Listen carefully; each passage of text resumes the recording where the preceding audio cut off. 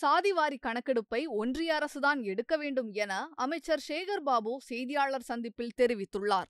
ஆலோசனைகள் இறுதி வடிவம் பெற்ற பிறகு மாண்புமிகு முதலமைச்சருடைய கவனத்திற்கு கொண்டு சென்று பெரிய வகையில் மக்களுக்கு எது பயன்படுகிறதோ அந்த திட்டத்தை நிச்சயமாக கொண்டு வருவோம்.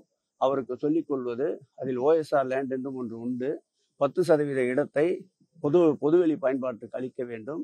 அவர் கூறிய கோரிக்கைகள் மாண்புமிகு முதலமைச்சருடைய கவனத்திற்கு கொண்டு சென்று நிச்சயம் சிறப்பான வகையில் நிறைவேற்றுவதற்கு பரிசீலிக்கப்படும். இந்த பட்டியல் சமூகத்தை சேர்ந்தவர்கள் பாமகவுக்கு ஆதரவு அளிச்சா நாங்கள் தலித் சமூகத்தை சேர்ந்தவர்கள் முதல்வராக வரவேற்கப்பட வேண்டியதுதான். எங்களுடைய முதலமைச்சருடைய கொள்கையே இனம், மொழி, மதத்திற்கு அப்பால் மனிதன் என்ற வகையில் நாம் பயணிக்க வேண்டும் என்று கூறியிருக்கின்றார்.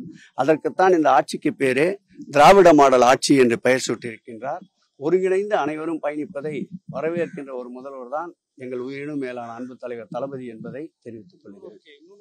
அதாவது அரசியல் காரணங்களுக்காக தான் ஜாதிவாரியான கணக்கெடுப்பு அரசாங்கம் செய்ய மறுக்கிறது. இது மத்திய ஒன்றிய அரசு மேற்கொள்ளப்பட வேண்டிய பணி என்பதை பல முறை வற்புறுத்திவிட்டோம்.